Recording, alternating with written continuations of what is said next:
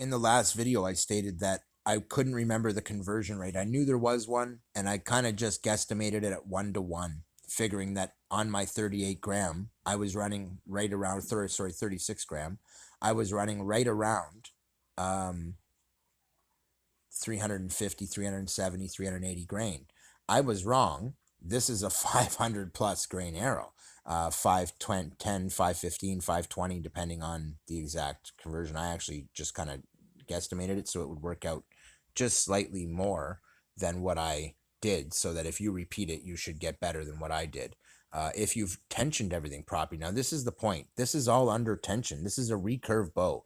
If you tensioned it more than I did to start with on the first build video, you will get a stronger bow in the long run. But there are so many stages to building this up, and it has to be tensioned correctly in so many stages and stretched and allowed to kind of adjust and then taken to the next step. And as it stretches again, taken to the next step. You're really better off building this if you want a reliable bow in the steps that I show you, so that you can stretch in your paracord thoroughly and really practice with it and pull on it and pull on it and get a workout, get ready for what this is as you tension it up. And then you can decide where you're happy. And you can literally just keep ratcheting this setup up and up and up and up and up until you're happy with it, which is kind of what makes it brutal. So I did look at the grains of these arrows, and this one was actually very heavy. This is a 43 gram weight.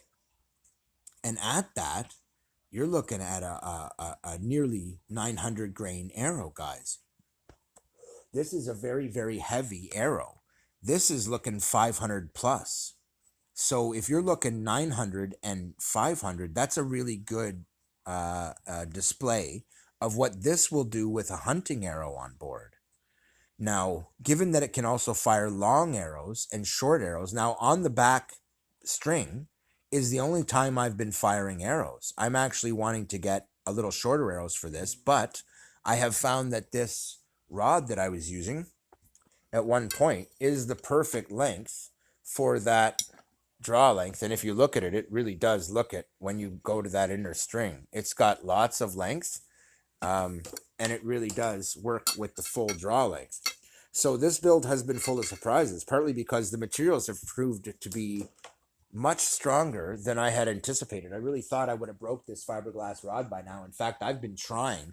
I've stood on it repeatedly with both hands to demonstrate it and pulled on the inner string as hard as I possibly can, to the point where I know I'm pulling 130 pounds at 24 inches here of draw.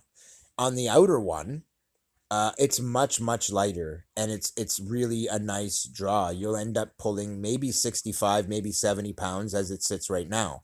But I'm not done yet, and as I tension it up, this is going to be capable right around 145 pounds. This is going to be capable of right around 80 pounds when I'm finished, guys.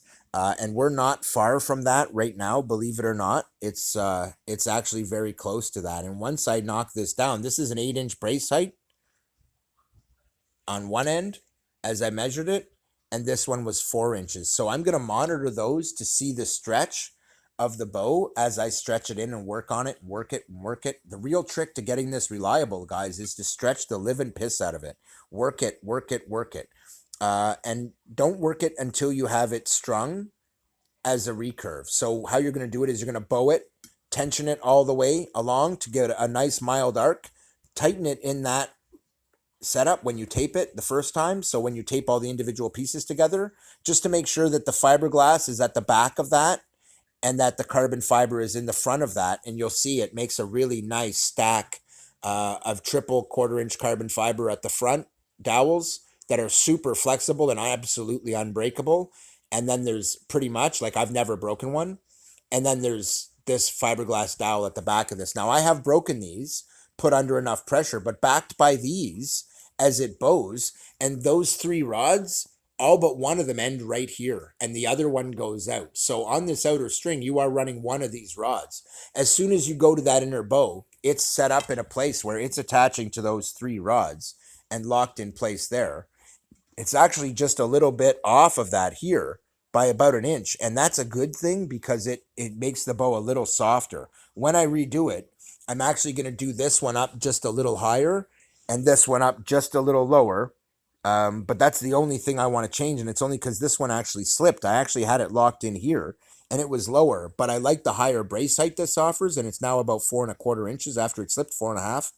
So I'm actually going to redo this one anyway. I planned on it after it stretched, and do the same thing with this. Set your tension up, let it stretch, use it as a basic recurve longbow, and then start ratcheting up the tension. And as you do, you'll progressively stretch this to the point where it stops stretching. And that's where you're looking to get to. So I'm still working at that. I only just put this one on today, and it was brand new paracord.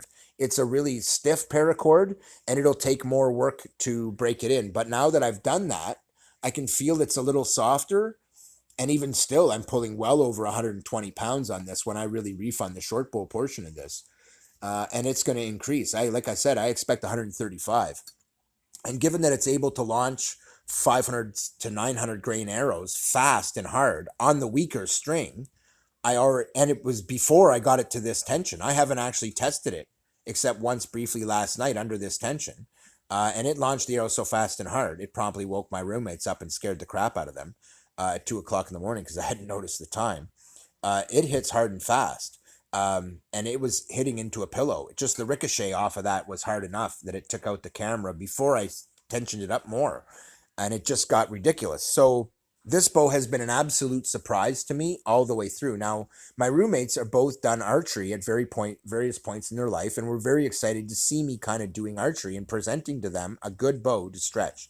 And they have both tried it and really like it because it's nice in the hand, it's lightweight, it pulls really hard, and you can put as much weight as you want. And both of them have indicated by their responses that it satisfies their requirements for weight. My friend Rick wanted a lighter bow, and the outer string is perfect for him.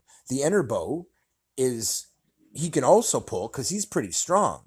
And if he wanted to take a good shot, he can use that and pull it to pretty good tightness, same as me, where we're pulling 110, 115, 120, 130 pounds on this.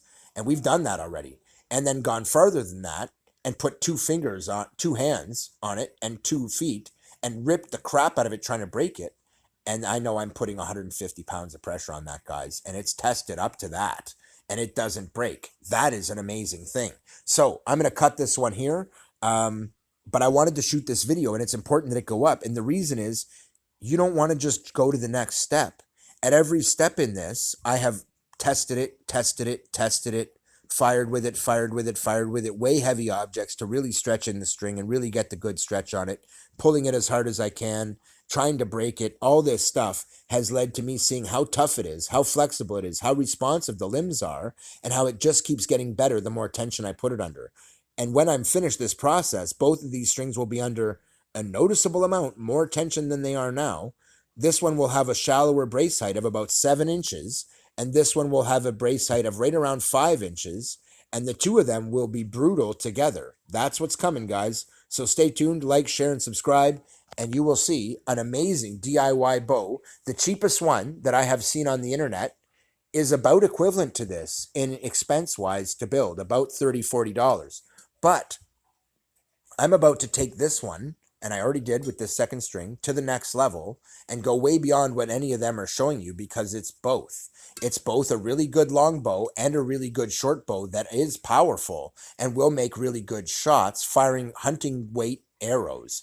Having fired up to 900 grains off this back one, I know that the front one will have no trouble firing any kind of a bolt or short arrow that you want to fire at any weight. Guaranteed, it will put up good speeds. And that is the real key, putting up good speeds. Keith out.